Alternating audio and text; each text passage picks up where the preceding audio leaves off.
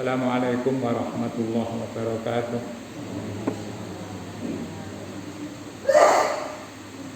Bismillah, walhamdulillah, wassalatu wassalamu ala rasulillah Sayyidina wa maulana Muhammad ibn Abdillah wa ala alihi wa sahbihi wa mawalah. La hawla wa la quwata illa billah. Amma ba'du. Qala al-musannifu rahimahullah,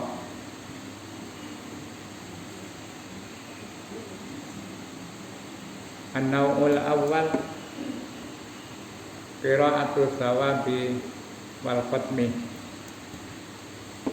Kita lanjutkan penjelasan tentang pembagian yang pertama dalam urusan tujuan dan keinginan orang yang membaca Al-Quran. Disebutkan kemarin yang pertama adalah qira'atus thawab wal khatmi, membaca dalam rangka ingin mendapatkan pahala dan memperbanyak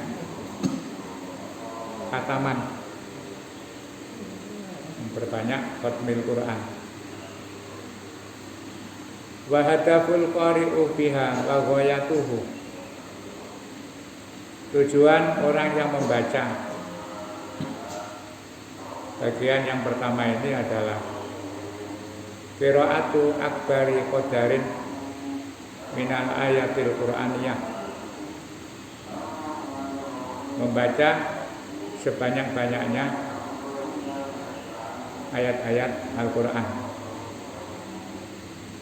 Wa nutqu bi aktsari adatin minal ahrufil hijaiyah fil Qur'ani, dan juga berusaha mengucapkan sebanyak-banyaknya huruf-huruf hijaiyah yang ada di dalam Al-Quran. Wa injadu aktsari adatin minal khatamat lil Mushafis Syarif, juga kepingin memperbanyak khataman membaca mushaf.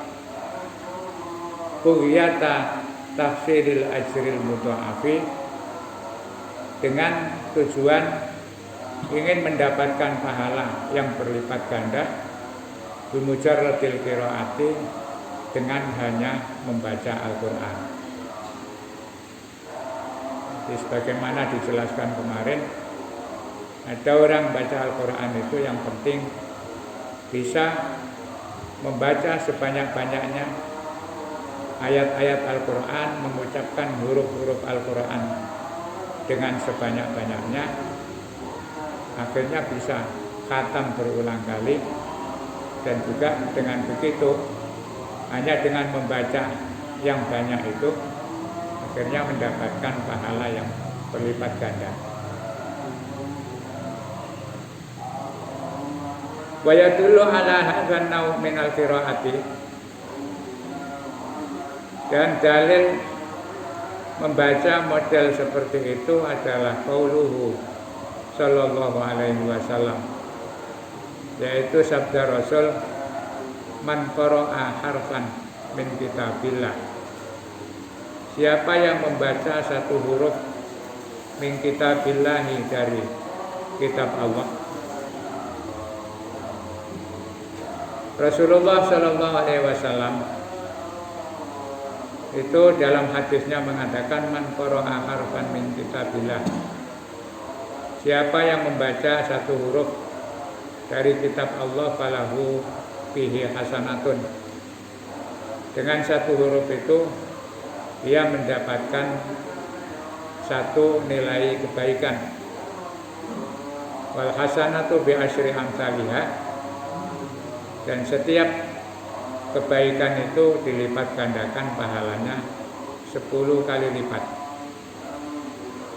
La aqulu, saya tidak mengatakan, kata Rasulullah, alif lam mim harfun, yang saya maksud satu huruf itu bukan berarti alif lam mim itu dianggap satu huruf, walakin akan tetapi alifun harfun Alif itu satu huruf, walamun harfun. Lam juga dianggap satu huruf, wa mimun harfun, dan mim itu dianggap satu huruf. Di alif lam mim berarti 3 huruf. Dan kalau itu 3 dikalikan 10, maka sudah mendapatkan 30 kebaikan. Di Al-Quran itu yang dinilai bacaannya itu bukan setiap kalimat. Setiap huruf itu sudah dinilai kebaikan. Padahal huruf Al-Quran itu, kalau kita bisa menghatamkan Al-Quran, itu Imam Asy-Syafi'i pernah menghitung jumlah huruf Al-Quran. Huruf hijaiyah itu kan ada 29. Mulai dari alif, ba, ta, sa, jim, ha, kha, dal, zal, ro, za sampai ya. Biasanya lam, alif, hamzah, ya. Itu dihitung oleh Imam Syafi'i. Kalau kita tidak mau berhitung. Dulu orang-orang dulu itu begitu mendengarkan hadis Nabi, orang baca satu huruf itu dianggap mendapatkan pahala 10 kali lipat. Terus Imam Syafi'i ngitung, dihitung satu persatu. Akhirnya ditemukan bahwa huruf alif di dalam Al-Quran itu mulai dari A'udzubillahi minasyaitonirrajim dalam surat Al-Fatihah itu ketemu 48.740. Itu alif saja. Saya juga tidak ngitung, percaya saja pada Imam Syafi'i. Karena saya nganggur terus kau berhitung, monggo dihitung. Imam Syafi'i itu bukan berarti orang nganggur. Saking perhatiannya terhadap Al-Quran, terhadap hadis-hadis Nabi, ketika Rasulullah bilang, man qara'a harfan min kitabillah, siapa yang baca satu huruf saja dari kitab Allah, itu terus dihitung oleh Imam Syafi'i. Ya kober, kalau sekarang kan dianggap menganggur. Katanya alif itu ketemu 48.740. Kemudian ba itu 11.420. Terus setelah ba itu ta ditemukan 1044. Sa ada 10.480.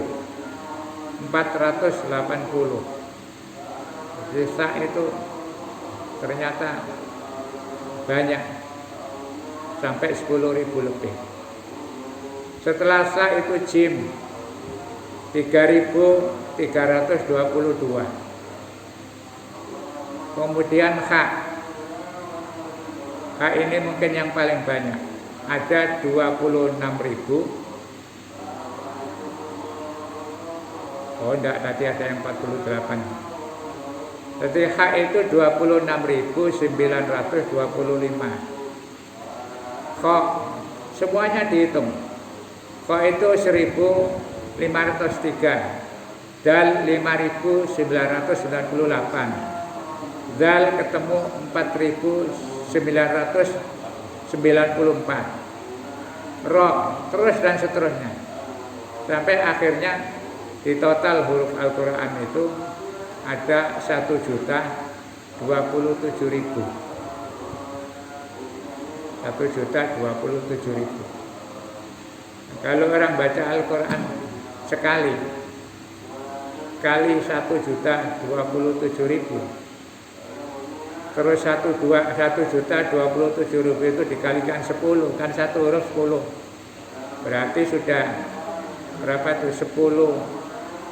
10.270.000. Kemudian kalau di Ramadan masih dilipat gandakan lagi, minimal 70 kali lipat.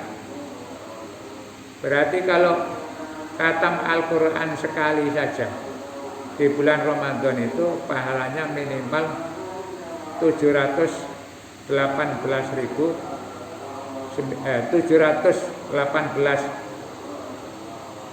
juta 900.000. Itu kalau dibagi setahun, bagi 12 umpamanya, itu ya ketemunya itu berapa? Kira-kira 59 tahun, 50.000 9 tahun, 908 lebih 33 hari.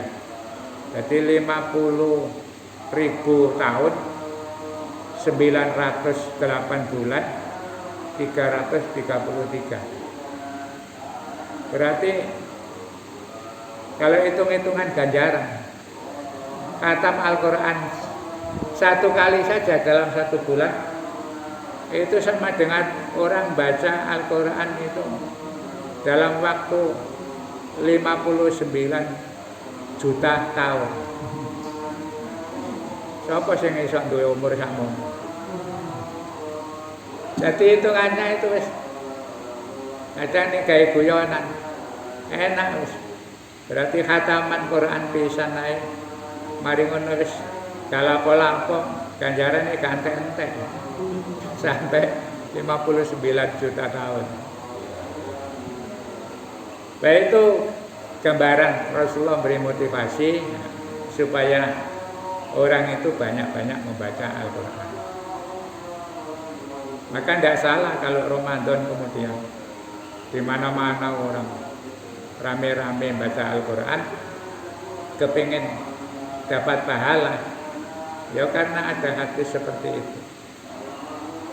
Wan Nabiyyu sallallahu alaihi wasallam, dan Rasulullah sallallahu alaihi wasallam lam yastarid, tidak mensyaratkan li husulil ajri, untuk mendapatkan pahala itu biadzan nau, dengan cara membaca Al-Quran seperti ini. Tidak ada syarat al-fahmu wa ta'ani, untuk memahami dan angen-angen maknanya Al-Quran. Jadi di hadis itu Rasulullah tidak ada embel-embel baca syaratnya harus paham, harus tadabbur, harus mencermati, tidak. Wa inna ma rattabal ajru, tetapi pahala itu hanya bisa dihasilkan ala mujarratin nutqi bi hurufil kalimat al-Qur'aniyah. Ya hanya dengan mengucapkan saja, itu sudah ada pahalanya. Makanya paling gampang cari pahala di bulan Ramadan itu ya memperbanyak baca Al-Quran. Tentu di samping itu kewajiban-kewajibannya dilaksanakan, itu paling banyak. Dan Allah itu ngasih kesempatan hambanya itu memberi peluang pertama kepada orang secara umum. Al-Quran ini kan bisa dilakukan siapa saja, baik orang alim, orang-orang yang pinter, atau orang-orang awam, orang biasa-biasa, orang bodoh, orang kaya, orang melarat, orang laki-laki, orang perempuan, semua bisa melakukan ibadah yang namanya membaca Al-Quran. Jadi gak pandang bulu atau tebang pilih. Allah memberikan kesempatan orang cari pahala di bulan Ramadan itu. Ada cara yang paling gampang bisa dilakukan semua orang, antara lain adalah membaca Al-Quran.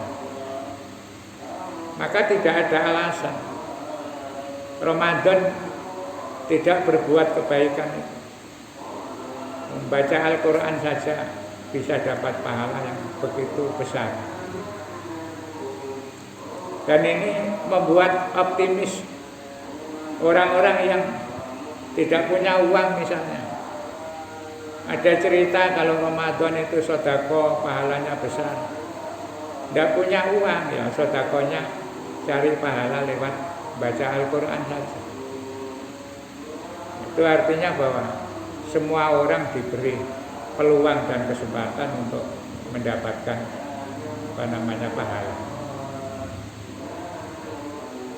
Walidza kana nau'u, oleh karena itu model membaca seperti ini, ausaul anwa isti'aban, menjadi model yang paling banyak dilakukan atau diperhatikan lil muslimin, bagi orang-orang Islam, wal asyamah, lebih-lebih al-awam, orang-orang yang awam, bagairun natiqina bil arabiyah, dan orang-orang yang tidak bisa bahasa Arab. Fadlan amman la yafhamuha, lebih utama lagi bagi orang yang tidak memahami bahasa Arab. Wa huwa halu aktsari sawadil ummatil islamiyah al mubarakah, dan itulah kondisi mayoritas umat Islam yang diberkahi Allah. Jadi amal cari pahala di bulan Ramadan yang paling gampang dan paling banyak dilakukan umat Islam di seluruh dunia itu adalah membaca Al-Quran, walaupun tidak mengerti maksudnya. Jadi Syekh Suhail ini meneliti kemana-mana, mungkin tidak ke Indonesia, kadoan, keliling di daerah Timur Tengah sana, mungkin sampai ke Spanyol, ke Maroko. Diteliti, orang-orang itu rata-rata kalau Ramadan, hampir mayoritas umat Islam di dunia itu ya kegiatan dan aktivitas terbanyak membaca Al-Quran, walaupun banyak yang tidak paham maknanya. Makanya menjadi tren. Kalau Ramadan itu di mana-mana namanya tadarus Al-Quran itu beludak. Bahkan bukan hanya di malam hari, di siang hari pun banyak orang-orang baca Al-Quran. Orang yang pernah umroh misalnya di bulan Ramadan, itu kalau melihat orang-orang di Masjidil Haram, di Masjid Nabawi, itu banyak sambil nunggu jamaah zuhur mereka baca Al-Quran. Nanti setelah zuhur juga begitu, baca Al-Quran, kadang-kadang sampai keturun, tiduran. Kalau di Masjidil Haram kan sambil tidur di masjid kan tidak diobrak-obrak. Banyak orang tidur-tidur melungker nunggu asar. Nanti setelah asar bangun, wudu-wudu, ada yang mandi, terus habis asar sambil nunggu buka. Istilah orang sekarang sambil ngabuburit, itu juga membaca Al-Quran ya, karena sudah tidak mikir berbukanya. Kalau kita lihat di TV-TV, kalau sudah bulan Ramadan, orang-orang Mekah Madinah rebutan sedekah, ngasih takjil, ngasih buka kepada orang-orang yang ada di masjid. Bahkan rebutan cari orang yang mau diajak. Jadi makanan sudah ditoto, jajar. Kemudian yang puasa itu tinggal milih. Ada yang keliling lihat mana yang menunya enak. Jika orang sedekah itu tidak gopoh cari uang untuk sedekahnya, tapi gopoh nyari orang siapa yang mau makan makanan yang disiapkan. Nah, kalau perlu nyewa calo. Jadi banyak di sana orang-orang kaya itu terus mempergajakan calo-calo untuk cari orang yang mau datang ke tempat hidangannya. Jauh di sini kan, angel. Apalagi masa pandemi begini. Jadi itu cara cari pahala yang paling gampang. Salah satunya adalah baca Al-Quran model, baca saja tanpa memahami artinya. Itu yang pertama. Kalau dalil dari hadis Nabi, ya man qara'a harfan itu tadi. Hadis ini Diriwayatkan oleh Imam Tirmidzi wa shahhahahu Al-Albani. Imam Al-Albani menganggap hadis ini sahih. Bisa dicek di kitab Sunan At-Tirmidzi. Padahal Al-Albani itu orang yang paling banyak mengkritik hadis-hadis dhaif. Tapi hadis ini oleh Albani dinyatakan sahih. Orang baca Al-Quran 1 huruf akan diberi pahala 10 kali lipat, dan kalau di Ramadan itu lipatannya akan diperbanyak minimal 70 kali lipat, bahkan tidak terbatas, terserah Allah. Wala alamin mukhrijati atau makhrajati hadan nau minal qiraah. Dan mungkin juga dasar qiraah model seperti ini adalah tabaqatul qurra min sahabati Rasulillah sallallahu alaihi wasallam. Berdasarkan kebiasaan sekelompok sahabat Rasul alladzina kanu yaqra'unal Qur'an bil laili wa yatadarasunahu. Di masa Rasulullah itu banyak sahabat-sahabat itu yang ketika malam itu membaca Al-Quran, deres Al-Quran. Fa idza asbahu madau li a'malihim, dan ketika di pagi hari mereka kemudian berangkat kerja atau ke tempat kerjanya masing-masing. Fal lailu lil Qur'an wan naharu lil amal. Jadi ada sekelompok sahabat itu, karena kalau siang atau pagi bekerja, ya ada yang bekerja di kebun, ada yang bekerja dagang, ada yang bermacam-macam, itu kemudian selalu memanfaatkan bulan Ramadan itu kalau malam hari dipakai membaca Al-Quran. Karena siang tidak sempat, sibuk bekerja. Kalau malam hari mereka baca Al-Quran, wan naharu lil amal, nanti siang hari dipakai bekerja. Waqad wajada Rasulullah sallallahu alaihi wasallam wujudan sadidan. Bahkan Rasulullah pernah merasakan kesedihan yang luar biasa, wa hazina huznan aziman, dan juga sangat terpukul perasaannya lifaqti sab'ina minhum fi yaumin bi'ri maunah. Rasulullah itu pernah mengalami kesedihan yang luar biasa karena ada para sahabatnya itu sekitar 70 orang yang biasa baca Al-Quran itu mati fi yaumi bi'ri maunah ketika ada peristiwa sumur maunah. Sumur Maunah itu terkenal. Ada peristiwa besar, Rasulullah kehilangan para sahabat yang hafal Al-Quran, bahkan yang tekun baca Al-Quran.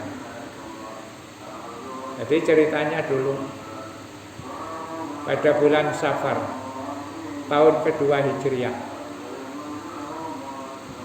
Rasulullah masuk Madinah kira-kira 2 tahun begitu. Kemudian ada orang namanya 2 tahun Hijriah itu terjadinya kira-kira 4 bulan setelah perang Uhud.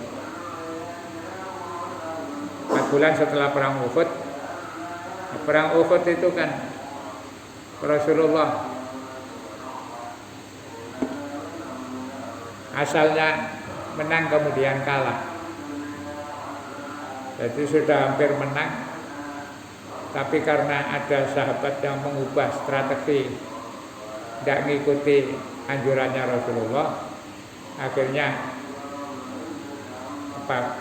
kocar-kacir diserang orang-orang kafir munafik dari atas. Nah, 4 bulan setelah itu kemudian ada orang yang memperdaya Rasulullah. Namanya itu Asad bin Ma'unah. Ini mengutus orang untuk sowan kepada Rasulullah bihadiyatin, dengan membawa hadiah mingki bali ammihi Abi Baro'ah bin Malik. Jadi ceritanya ada Asad bin Ma'unah itu disuruh oleh Abi Baro'ah bin Malik untuk memberikan hadiah kepada Rasulullah. Abi Baro'ah ini sebenarnya simpati kepada Rasul. Dia menganggap teman walaupun dia orang Yahudi. Suatu saat mengirimkan hadiah kepada Rasulullah, membawa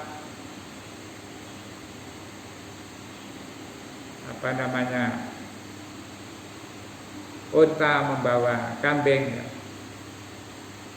Terus ketika Rasulullah dikasih hadiah itu, Rasul bilang,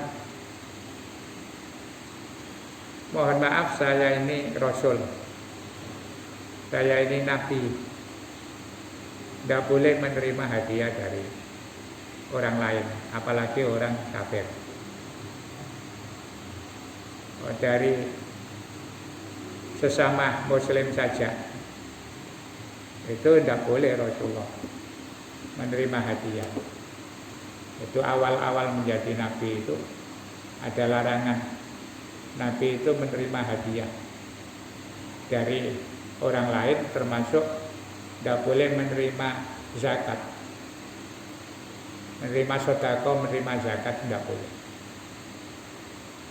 Nah, ini ada orang Yahudi ngirim hadiah. Terus kata Rasulullah, saya tidak bisa menerima karena saya ini Rasul, saya Nabi. Terima kasih, kembalikan saja kepada pemiliknya. Nah, kata utusannya itu begini, tidak Rasul Muhammad, ini hadiah ini bukan untuk apa-apa. Hadiah ini adalah karena kebetulan paman kami sakit, di perutnya itu ada benjolan yang semakin lama semakin membesar, tidak bisa sembuh. Dan ini ngasih hadiah, minta barokah, doakan supaya sembuh. Itu katanya orang yang diutus. Yang kedua, paman saya pesan, tolong kalau bisa di kampung kami itu ada orang yang kepingin mengikuti agamamu, tapi tidak ada yang paham tentang agama Islam. Kalau bisa kirimkan guru-guru, ustadz, sahabat-sahabat yang pandai baca Al-Quran supaya ngajari umat kami. Nah, akhirnya Rasulullah terus hadiah itu tetap dikembalikan, tapi kemudian dikasih obat oleh Rasulullah. Diceritakan Rasul itu ngambil tanah, digegem, kemudian setelah itu dirembet-rembet, terus didoai Rasulullah, disuruh bawa.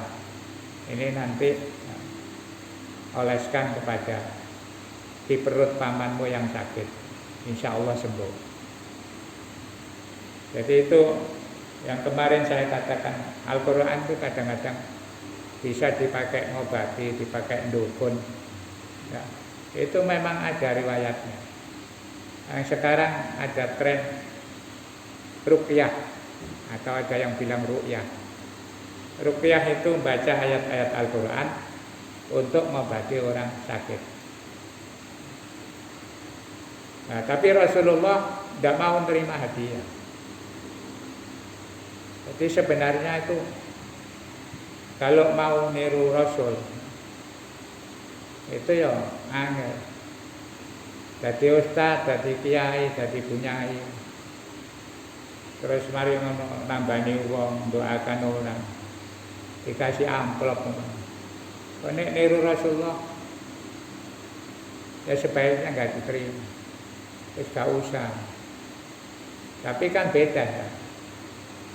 mulai zaman sahabat itu sudah berubah.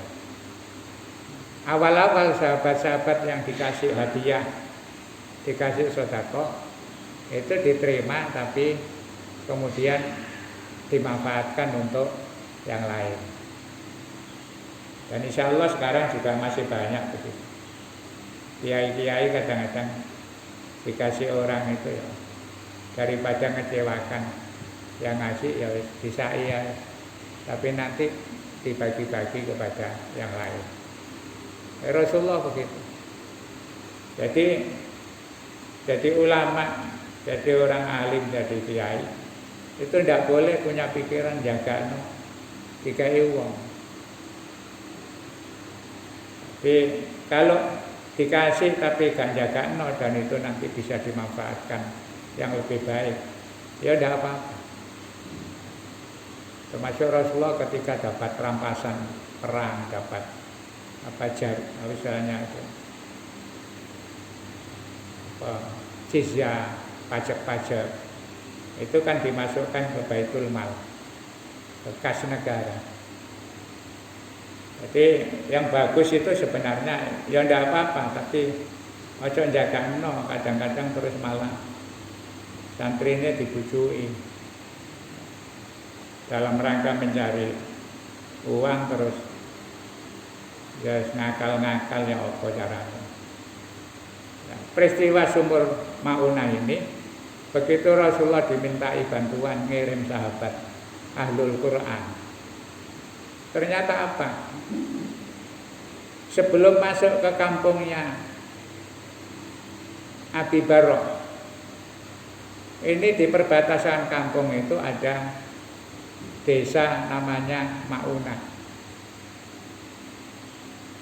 Nah, di situ dicegat oleh orang-orang yang tidak suka kepada Rasulullah, dan nyegatnya itu pakai rekayasa. Para sahabat yang dikirim Rasulullah itu dihadang oleh beberapa orang, kemudian diberitahu, kami ini utusan dari Abu Barok yang kemarin ngasih hadiah Muhammad, tidak diterima, tapi ya syukur sekarang Abu Barok sudah sembuh. Karena itu sebelum masuk ke kampung kami ngundang kalian semua untuk ya penghormatan lah. Kami ingin memberikan makan-makan, diundang makan bersama, diajak mampir ke salah satu rumah penduduk di situ, ya di situ kasih masakan macam-macam. Istilahnya kalau orang Arab itu kan makannya nggak tanggung-tanggung. Ya ada gulai, ada sate, ada jadi masakan. Ternyata setelah makan bersama itu, di antara sahabat yang dikirim Rasulullah itu, kan yang dikirim sekitar 70 sahabat. Yang 40 itu mati gara-gara keracunan makan hidangannya orang-orang di desa Maunah. Jadi ditipu. Alasannya minta dikirim sahabat untuk mengajarkan Al-Quran. Ternyata dalam perjalanan sebelum masuk ke desa yang dituju, itu diundang makan bersama. Nah, sahabat-sahabat ya senang saja. Diutus Rasulullah alasannya disuruh ngajar Al-Quran. Kemudian yang minta juga orang situ. Ketika diajak makan bersama, ya, alhamdulillah, sebelum sampai ke kampung yang dituju sudah dihormati, kasih makan. Ternyata ada racunnya. Dan dari situ kemudian 40 orang sahabat hafid Al-Quran meninggal dunia. Itulah kemudian sebabnya Rasulullah melakukan doa kunut selama 1 bulan penuh untuk mendoakan orang-orang yang meracuni sahabatnya Nabi. Itu yang kemudian dikenal dengan kunut nazilah. Biasanya kunut nazilah itu karena ada peristiwa yang sangat menyedihkan Rasulullah. 40 sahabat hafal Al-Quran, bayangkan. Semuanya dihabisi. Padahal itu masih dalam periode awal-awal Madinah. Tahun kedua Hijriah, 4 bulan setelah perang Uhud. Ya, betapa kecewanya Rasulullah. Makanya terus di doa kunut nazilah itu kan doa yang mengutuk kepada orang-orang kafir yang membunuh umat Islam. Sampai ada Allahumma syatid samlahum wa mazid jam'ahum. Ya Allah, hancurkan orang-orang yang memusuhi umat Islam. Porak-porandakan orang-orang yang memusuhi Islam. Itu awal mulanya ada kunut nazilah. Sebulan penuh Rasulullah kunut mendoakan orang-orang kafir. Nah, sampai sekarang terkenal ada kunut nazilah kalau ada apa-apa. Kunut nazilah, termasuk kemarin ada penyakit pandemi awal-awal ada kunut nazilah. Nah, cuma karena yang didoakan itu penyakit, ya kemudian Allahumma fa'anal bala wal waba wal ghala wal fahsya disesuaikan. Nah, yang mendoakan orang kafir Allahumma apa itu zalzil aqdamahum wa farriq jam'ahum, itu setelah Rasulullah 1 bulan berdoa seperti itu saking mangkelnya kepada orang kafir, akhirnya terus ada ayat turun. Kata Allah, Muhammad, kamu ya mangkel tapi ojo terus no. Nanti bahaya kalau kamu sampai berdoa kemudian orang-orang kafir habis. Itu terus yang mengembangkan Islam itu nanti siapa? Orang-orang kafir itu juga bisa saja nanti itu anak-anaknya, cucunya ada yang mungkin masuk Islam. Nah, setelah itu Rasulullah kemudian tidak berdoa kunut nazilah. Itu yang kemudian orang salah paham dipakai dalil. Donga kunut iku Rasulullah mek sak wulan, mari ngono gak. Akhirnya terus ada yang bilang wis gak kunut-kunutan deh salat subuh. Rasulullah itu sak wulan kok. Ini sebenarnya kunut berkaitan dengan kematian 40 sahabat hafizul Quran karena dikasih makan oleh orang-orang Yahudi Nasrani. Asalnya begitu. Tapi sekarang orang yang tidak paham kadang-kadang doanya yang masih begitu. Sik ndongakno dihancurkan dan sebagainya. Yang baik itu ya doa kunut standar. Misalnya Allahumma salwina wal muslimin wa afina wal muslimin warhamna wal muslimin. Kita mendoakan sesama muslim. Orang-orang kafir, orang di luar Islam, dia didoakan mudah-mudahan mendapatkan hidayah. Itu sing baik begitu. Ya termasuk kalau ada orang, ya kita lah di antara kita misalnya. Ada teman, ada tetangga. Ketoke mursal, gak kena dikandani luput sembur. Luput sembur itu sampai disuwuk ya gak mempan. Orang dulu itu kan begitu. Nek wis angel dikandani, mungkin disuwuk bae waras. Itulah. Saya itu kadang ya diguyoni ya teman-teman. Misalnya silaturahim, terus ada anaknya kecil ndablek, terus bilang wis ndablek ya amit-amit Ustaz sampean suwuk kok. Saya dikira nek disowok itu terus leren. Ya tapi dulu itu begitu memang. Anak-anak itu supaya tidak nakal digawekno kalung. Nah, dulu banyak anak kecil kalungan ya. Itu ada rajanya. Raja itu tulisan jimat yang kemarin saya katakan. Ditulis terus mari dibungkus kertas ya. Terus ditekuk-tekuk ya. Dibungkus apa itu plastik supaya kalau dimandikan tidak dijahit di kalung. Zaman saya kecil itu banyak anak dikalungi cowok. Sekarang nggak ada. Jadi itu ceritanya. Qunut nazilah itu sebenarnya betapa sedihnya Rasulullah ketika mengirimkan sahabat ke daerah Maunah itu ternyata kemudian diracuni oleh orang-orang Yahudi. Sampai akhirnya Rasulullah doa qunut. Nah, cerita-cerita seperti ini menunjukkan bahwa betapa perhatian para sahabat dulu itu. Ada orang-orang yang ketika dalam rangka mencari pahala itu betul-betul yang dilakukan itu memperbanyak baca Al-Quran.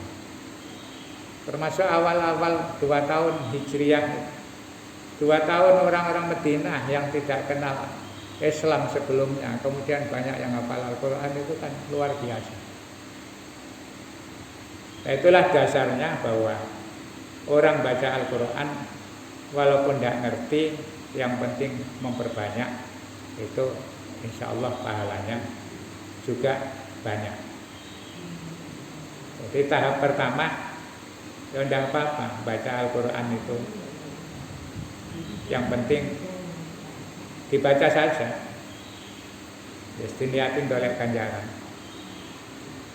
Ada dasarnya, ada dalilnya.